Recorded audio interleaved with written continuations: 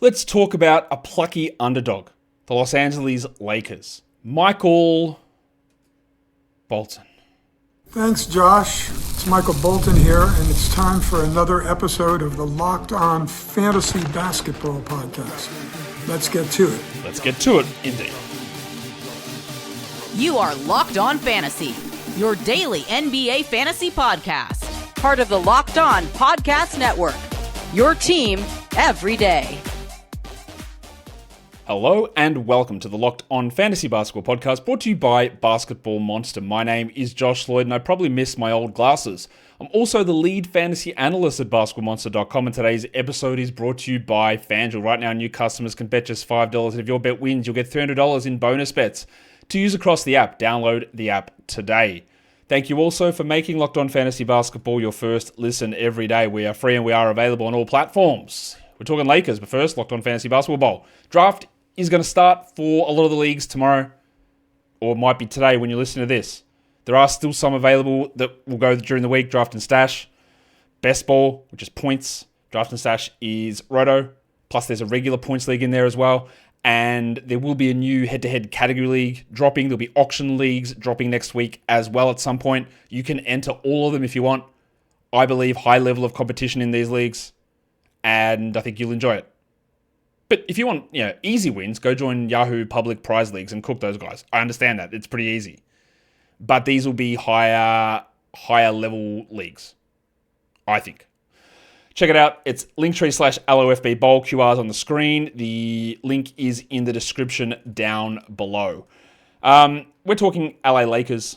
Like I said, this is a team which maybe they're going to make some sort of a deal at some point during the season. I don't think you're going to have anything happening right before the year starts, but we've always been wrong. We've been wrong in the past on those sort of things about last-minute trades or trades just before media day. I don't think anything happens here with this squad. There was a lot of weirdness and uneasiness throughout the preseason, also throughout the offseason actually, with LeBron and options being picked up and thoughts of him being dealt. I don't think anything like that is going to happen. The name that's always sort of been whispered is Andrew Wiggins heading across to this team, but I don't think that's going to be something that goes down. I think they'll be relatively intact. We'll see. We'll see how things go during the season, but that's how I'm planning it out for the Lakers. So let's have a look, though, how I am projecting this rotation out. And I do think that it's a relatively straightforward group outside of one spot in the starting lineup. Luka Doncic is going to start. Austin Reaves, old lemon daddy, he is going to start. LeBron is going to start, and DeAndre Ayton is going to start. At the other position is Rui Hachimura, who might not start. I think the other option there is Marcus Smart. The guy that I would love to see an opportunity there is Jake LaRavia. I don't think that'll happen. I would say that it's probably 55 Rui, 45 Smart at the moment. It is possible that Smart is just completely washed. I might as well drop one of these now for Marcus. He might just be completely done. But it's also worth noting that Rui's not good. So how do you weigh those two things up? But at the moment, I am predicting it's Dončić, Reaves, Rui, James, Ayton. We'll get an idea in preseason. The rest of the rotation will include Smart, LaRavia, Jackson Hayes, Gabe Vincent, I think. And the last position I did give to Dalton Connect, but I don't feel good about that. I don't think Dalton Connect is a particularly strong player. Jared Vanderbilt would be the other one there, but I think with Vanderbilt and LaRavia and Hachimura and Hayes, there's just a lot of sort of overlapping guys playing the four. And Connect gives something a little bit different, even though he's bad. So I could see Connect not being an every night player, and I can see Vanderbilt jumping into that role. But overall, we're looking at that starting group as relatively solid, and even if it is Smart or Rui playing, they'll both play, or starting, so they'll both play sort of similar roles, I would guess, whether it's starting or off the bench. In terms of minutes, more upside as a starter for minutes, more usage upside if you come off the bench. That's generally the rule that I don't abide by, because no rules can constrain me, but that's generally how I like to look at things. What are the questions regarding this team's rotation? Well, I thought that when Luka Doncic arrived after the trade deadline and he was back and healthy and ready to go, that Austin Reaves would take a big hit. Oh, that was very wrong. He didn't take a big hit at all. He was awesome. In fact, somehow, Austin Reaves was able to get better as the season went on. So, will that be real, or was it that just a weird 30-game situation? Reaves' season was more impacted, for some reason, by D'Angelo Russell than it was Luka Doncic, largely because JJ Redick would play him off the bench or play him in weird roles. He started getting 1 million minutes, 35 minutes a night he played overall, 24 usage. He averaged almost 6 assists with 20 points. He shot unbelievably well. And yeah, like the 5.8 assists probably don't hold for Austin Reaves over the course of the season. But I think that it continues to be the case that Reaves is being slept on. We'll talk about him a little bit more soon, but of just how good he is. And again, there was an impact, but the bench unit having their point guards as Marcus Smart or Gabe Vincent means that you're going to stagger LeBron, Dončić, and Reaves so that one or two of those guys is always on the court, enabling a lot of opportunities. Reaves is one of those guys who can get 8 assists very comfortably when those other players are out as well. So, yeah, like, will that post-All-Star run from Reaves continue? I wouldn't expect it exactly at that level, but I do think that we are underrating him a little bit. Now, the next question I put there is, does Ayton get lost? And that's not a discussion about him being impacted by weather events or not having an understanding of how to use maps. I'm not ruling out that he knows how to use maps or not. I don't know. What I'm saying is that DeAndre Ayton's value in the past has been a decently solid or high usage center who rebounds incredibly well with very good efficiency and doesn't do anything else. But if you are playing in that starting group with LeBron, with Luka, and with old mate Austin Reaves, where does he go? Does he get enough touches offensively? Does he stand in the middle of the paint and go, I can't really shoot threes and I'm not attacking the rim, so can I just get in your way? Like, how does it work? I'm not suggesting that Ayton's going to be a bad pick. I think he's going to be a pretty good pick. But I also think that when we're looking at what Ayton can do and his overall usage and what he's done in the past in Phoenix and in Portland, that it's a slightly different scenario here. One of the big questions is going to be Smart versus Hachimura. And one of the reasons that I think that's a projection question is that Smart has shown an ability to be successful without having usage in the ball. Rui has not. In fact, Rui's barely shown an ability to be successful when he does have the ball, but he absolutely needs huge minutes with above average to elite efficiency on very high usage Hachimura. And that's not happening. But if he moves to the second unit, then his appeal in deeper leagues, Rui, becomes a little bit more useful because he probably can spike usage there. Marcus Smart going into that starting group enables guys like Reaves and Dončić to do less defensively, which might help them offensively as well. You don't like to think that this is going to be something that happens, but it is. LeBron, like, he's 40, right? He's going to turn 41 during the season. He will drop off at some point. I guess the question is, let me phrase again. We think that LeBron will drop off at some point. And he has. Like, he's not peak LeBron, obviously. He averaged 24 last season with 8 rebounds, 8 assists, and a steal. He shot 51 and 78, which I believe was the best free throw percentage he's ever had in his career, so he got better. Like, where does he drop off if he drops off? He played 35 minutes. So does he pull back to 33? Does 51 from the field become 49? Does 38 from 3 become 36? Does he not get 8 rebounds anymore because Ayton is there? I think all of those are potential things. I don't think they all happen at once. Or he just might still continue to be LeBron. I don't want to trust it. He had 31 usage. I think that can come back as well. Like, lose a minute, lose 2-3 points of usage, lose maybe 2-3 points of free throw percentage, and then we're in a little bit of a different LeBron world. Now, he was great last season, 19 points leagues per game, 16th in category leagues. I don't care. I won't draft him there. But I know we've been saying it forever, and there has been small drop-off, just nothing big. And I don't think there will be a big drop-off for LeBron this season, but we have to pay attention to it. We have to at least carry it in our minds, our hearts, our spirits. Thanks, Basil. Skinny Luka, is that a real thing? Does men's health propaganda impact how you draft him?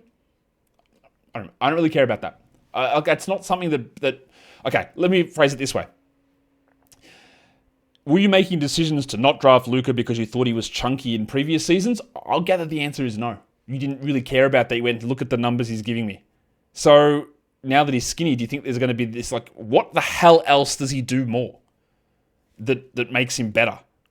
And Like, does it stop him getting injured? Maybe, but guess what? We've seen skinny guys get hurt. That has happened quite a bit. Do we think that Luka's injuries were because he was slightly overweight? Don't think so. So it's a great narrative. He looks locked in, but does it actually have any impact on us for fantasy? I don't think so. But I'll put it there just because some people will talk about it, they will think about it. And what I do find interesting, and this let's side note this a little bit, let's tangent this sidebar. There are fantasy's fun. We want it to be fun. We want to be competitive. We want to win. We want to use it as a way to enjoy as a hobby. We want to use it as a way to invest into the league of the NBA. It is a way to further your enjoyment of a league, I believe, very clearly. If you play fantasy in a league, any sort of sport, you will learn more about that sport comfortably. It will improve your enjoyment of it and your knowledge about the sport very easily. But I think there are times, and sometimes I go into the weeds a bit. A lot of the time that's in the background stuff so I can present information to you. But there are people that try to read into things to create edges that aren't there. Well, one of the most basic ones of those is contract year theory, right? Which is not a real thing. Revenge games, not a real thing. And then you have the off-season narratives talk of like, well, this guy does this. Like there was some guy, like shout out to this guy who left a comment when I was talking about Aaron Gordon. I said, I'm not sure I'm going to buy Aaron Gordon as a 44% three-point shooter. He said, well, Aaron Gordon actually just bought a warehouse that had a half court in there so he could practice his shooting, and I'm not sure other players are doing that. Plus, he also donates his clothes to local people in the community. He's really bought into the Denver environment. That's great. He sounds like an unbelievable guy, and everything about Aaron Gordon seems like a great guy, and that's great that he's working on his shooting. I just don't care. Like, in terms of a fantasy analysis type scenario, it doesn't move the needle either way. It doesn't change anything. I think that you can get so hyper-focused. Like, Sham's coming out, Anthony Edwards going to work low post, high post, mid post. He's going to be doing this. He's been watching Kobe. Oh, he's watching Michael Jordan. So now the next... I don't care. All this narrative stuff, like, Anthony Edwards had the most efficient season of his career last season by taking more threes. Is he going to do those things and be worse? I don't know. But that's like a level of granularity that I think gives you no benefit and actually just creates more confusing noise in your brain. And I think that the skinny Luka thing might be one of those. I think it might be. I don't know, though. I don't know. We'll come back and talk overvalued and undervalued guys in a sec. Today's episode, though, of course, it is brought to you by Skims for Men. Luka probably bought Skims for Men, but now he has to buy a whole new range in different sizes because he's Luka. He's lost weight. But you can do that at Skims, of course. I wonder what size Luka is. Do you think about Luka's underwear that much? Maybe less than me, but that's okay. That's a decent amount. Think about your own underwear for a second. Do you like comfortable ones? What sort of shape, style, cut? Feel free to DM me a picture of you. No, don't do that. But with Skims, you will find the most comfortable underwear for men that are available. Multiple colors, multiple sizes, cuts, feels, textures. We don't want undies that are annoying. We want ones that are comfortable. Do your job, my guy. And they do. Skims is the answer to that question that you didn't even know you were asking yourself. Why can't I feel comfortable when I'm sitting down? So shop Skims Men's at skims.com and let them know that we sent you. After you place your order, select podcast in the survey and then select this show in the drop-down menu that follows. Okay, we're talking LA Lakers and the fantasy value of these players for this upcoming 25-26 NBA year.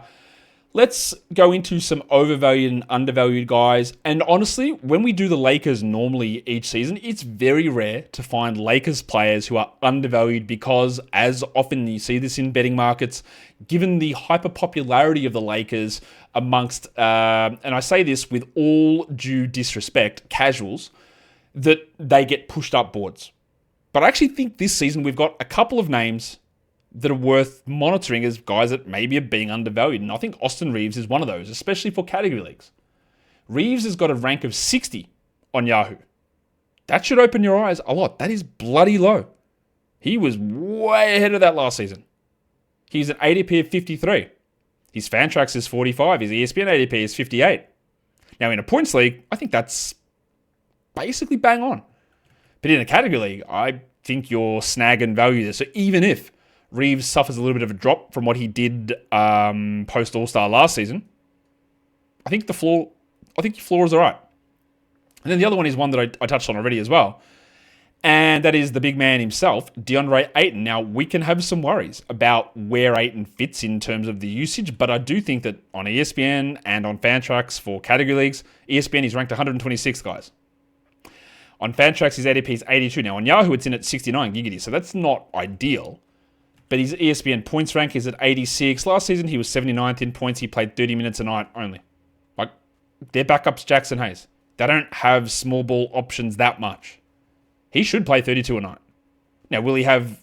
And one of the things that is useful, I can sit here, and I did, and say, why? How is he getting the usage that's important to us? And it's a reasonable question. Thanks, Josh. Good. Well done for asking the question. It's a reasonable question. But then you go back and look at the numbers and go, oh, shit, he did this and he didn't even have 20 usage anyway. Like, if he had been the 80th ranked player, which he was last season, DeAndre Ayton, and had it on 25 usage, I would have gone, yeah, okay, in real strife here, because he's not getting those touches. He will sit under 20 usage. But you look at them and you go, he was already under 20. He was already there. He played 30 minutes and he averaged 14 and 10. They're not ideal numbers. He blocked a shot a game. Cool. His free throws have actually been significantly better than that in the past. So what if he goes from 19 to 18 usage? Oh, who cares? Because that's offset by 2 extra minutes. What if he plays more than 40 games? Most likely he will. The calf injury he suffered last season was real, but he could have come back on a team that was more competitive or a team that didn't hate him. He's obviously took the buyout from Portland, somewhat humbled, or maybe, I guess, knew that there was an arrangement here with Luka. Now, he's not a lob threat that Luka likes, but he's still a big, strong dude who is going to be able to get in and hopefully, attempt more than 3 free throws for the entire season. So, I think that, yeah, obviously the ESPN ranking is insane at 126. That's a silly number. We know that. His ESPN points rank at whatever he's at there at 86, I think he's probably not right. Like, he was 79th in Yahoo points last season. I think he can beat those numbers pretty comfortably. So, yeah, I understand why there would be a negative narrative around DeAndre Ayton, but with so much of this stuff, we can't just look at it and say, well, now he has to play with LeBron, Luka, and Reaves, so he's just going to lose so much, when he didn't have that much anyway. He wasn't thriving off huge usage. Not to say he won't lose out, because he will. But he wasn't thriving off huge usage, and that is important. If we look at overvalue guys, I think that LeBron is just going too high for me. Not that, again, that I'm completely against LeBron, but he's got a rank of 12 on Yahoo. His ESPN ADP is 10. His ESPN points rank is 10. Like, I don't want to do that. I think that we will see a minute or so down. I think we might see a point or two of usage down. I don't want to believe that LeBron, well, not I don't want to, after he's played 35 years and he had his best free throw season last season, what's the likelihood of that getting better or getting worse? I'll take the getting worse side of that. So if he's going to get worse on that, lose a minute, lose a usage point, well, then I don't want to take him at 10 or 12, which is where some of the rankings have him. Add in the fact that he's 41. There was some disharmony over the offseason that might lead to not trying, because it's not going to happen, but where he's maybe a little frustrated. Plus, the other players on this team are very capable. I just think that is a burning of a pick. Love LeBron. I love taking LeBron at the right spot. 10 is not it.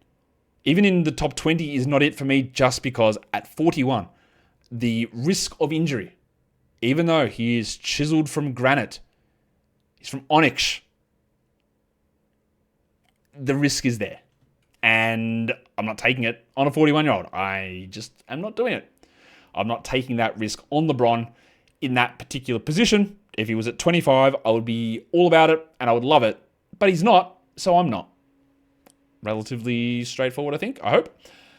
We'll come back and talk stars and breakouts. But today's episode is also brought to you by FanDuel Sportsbook. The NFL season is here and FanDuel is making sure that you're ready for kickoff with a can't-miss offer right now. New customers can bet just $5, and if your bet wins, You'll get $300 in bonus bets to use across the app. FanDuel is easy to use. It's so fun to use. You can test your knowledge across multiple sports. You can use that bonus bet on so many different ways to play, including same-game parlays, futures parlays as well. You can get your mates together and have, gather around the old TV to watch games and put your bets on as things are happening.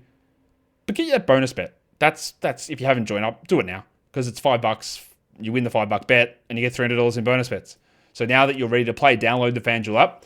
Go to FanDuel.com to get it. That is FanDuel.com. Place your first $5 bet. And don't forget to gamble responsibly. Okay, we are talking about the LA Lakers for the upcoming season. So let's just have a look at some of their guys in terms of who the stars are and some breakouts and any injuries to be concerned about.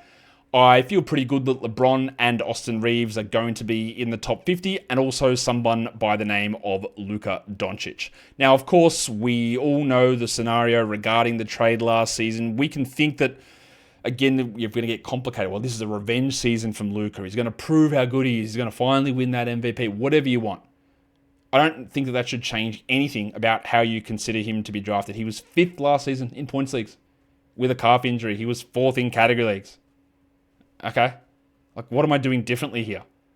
His schedule for the playoffs, you could argue that you would take him in a points league or a category league over Jokic because you get more games in the championship week of Yahoo default only, ending April 6th. You could argue that if you wanted to. If you wanted to take him at 2, do it. 3, cool. 4, no worries. 5, all right. Doesn't matter. Luka averaged 28, 8, and almost 8. I think he will do very similar things again in LA. His numbers between LA and Dallas were basically the same. So, again, it sounds flippant. I don't really care about his motivations. What will he do different? Like, will he average 30 a game? Sure, and that makes him 3rd instead of 4th. Who cares? And I say this, I know it sounds hypocritical, like don't waste your brain power trying to think about that as I sit here and waste my brain power explaining not to waste your brain power. Just take Luka and be good with it, man, it's fine. If you want to throw something on the fire, to like a bit of cold water on it, he had a really good free throw season last season and maybe he doesn't. Like, good for him, he averaged 78%. That's bang on average for a category league. If he goes down to 76 on the volume that he has, then it impacts you. So I think if you do enter a draft in a category league and you're picking Luka, you don't have to punt free throws. But it should be in your mind that, hey, this could go sideways for him. And by going sideways, it means dropping 2 percentage points. But when you're getting like 10 attempts a game, then that turns you from a solid free throw team into a bad one. If you are a 78% guy, which Luka was, best case last season, he was that. Like, that's incredibly neutral. And then also on a week-to-week basis, he might be 76 one week, 81 the next week, 74 one week, 82 the next week, 77 this week. 78 does not mean 78 every game. So if you're drafting someone and they're an 84 free throw guy, you feel good that you're going to be good most of the time. If he's 78 and you go, oh, he's not actually a negative anymore, it doesn't mean anything because you are very much on the old fulcrum of free throw percentage and just go in thinking, this could be bad at any point. So let me plan my team to understand that this can be bad. If I'm building my team with some other iffy free throw guys and my overall projected free throws for my team come out at 79.1, well, you will lose free throws almost every week through variance and through the fact that that is not a strong number. It's a good number, and for him, it's better. And I hope all of that makes sense as I bang on and on and on about Luka Doncic. Easy pick for him, though. Easy pick. Who are the new arrivals on this team? Well, we've talked about some of them already. DeAndre Ayton, Marcus Smart, Jake LaRavia, Adu Thero, they traded up for in the second round of the draft, and Chris Manon, who's a real player on a 2-way contract, who I'm sure will never play at all. Smart would be the other one that we pay a little bit of attention to outside of Ayton for 12-teamers, mainly more as a steals specialist. If we find that he's starting over Rui Hachimura, I don't think we need to worry too much about it. I don't think we need to make a decision on that for like drafting him, even in like stashable formats. I think that Smart is washed enough that he's a sort of assist guy with some threes and some steals. But overall, it's a streaming option only. LaRavia is one of the interesting players where he can contribute in multiple areas. He would need an elevated role that I'm not sure he's getting. I think he could get. He was pretty good in Memphis and he had some moments in Sacramento, but overall he's going to be a nice deeper league sort of a player who produces value when the opportunity is there, but the opportunity is just not going to be there that much. I don't really see anybody in this team as a big breakout guy. I don't think that Luka or LeBron, or even if Luka, who cares? It's not a breakout. Does Reaves have his best season? LeBron, Ayton, LaRavia, Rui, Smart, not really. Don't really need to worry too much about breakouts. And in terms of injuries, DeAndre Ayton did have that calf injury, which ended his season after 40 games. Very convinced that it's not any sort of problem moving forward, so we're good. But I just wanted to mention it, that ended his season last season, and he will be surely good to go now. In terms of the schedule, nothing really major to worry about.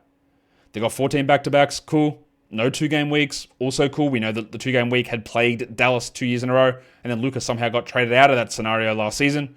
But there's nothing to worry about here with the LA Lakers. So if we're looking at this team, Luka, pick him at 1, 2, 3, 4, 5, whatever. All good. LeBron, to me, you might think he's a first-round guy. I don't. I think the risk of him in round 2 is there. Back end of round 2, knock yourself out. Reaves, I would take him in round 4. I would take him at the end of round 3 in category leagues. In points leagues, he's a 50s guy. In category leagues, he's a 30s to 45 guy. And then Ayton, in the 80s, I like it. In the 90s, it's great. In the 60s, I don't. Because of the worry of, look, where does the usage, how actually low does it fall? But he's an unbelievably good rebounder with good field goal percentage, and he actually did block a shot somehow last season. Not just one shot. He didn't Evan Van Fournier it, but he did block one shot per game, actually. So he's an interesting pick in those mid-rounds. Marcus Smart, not a draftable guy in 10 or 12s, probably not 14s. And Rui Hachimura is ranked 141 on ESPN points leagues for some reason. He's got an ADP of 136 on Yahoo, and there is just absolutely no reason to me that you would consider Rui Hachimura in 10 or 12-team formats. He would need 35 minutes a night, shooting 40% from 3, with probably 2 of LeBron, Luka, and Austin Reaves out. He just doesn't do anything else. He never gets assists or steals or blocks. His 3-point volume is incredibly low. Even if he moves to the bench and usage spikes, he won't play enough minutes to make it matter. He'll be a streaming type guy at times during the season, but just not a draftable player. And then all the other guys, your Vanderbilts and Hayeses and Vincents and Connects and Kolokos and Klebers and Bronny Jameses, they're just not going to have impacts. This team is Luka, LeBron, Reaves, Ayton. They are the fantasy impact guys with a little bit of Smart, a little bit of Rui, and maybe some LaRavia that gets mixed in. And that goes all the way out to like 16-team leagues. If you want to go deep in that, then you can start to look at Hayes as a backup, who, honestly, if Ayton gets hurt, we will stream Jackson Hayes in. Because their backup is Christian Koloko. And they're back to that same disastrous position of not having any good centers.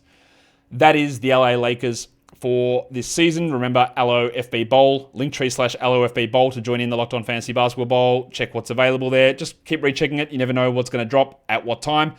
And subscribe, thumb it up. YouTube, hype if you're on the mobile app. Guys, we are done here. Thank you so much for listening, everyone. See ya.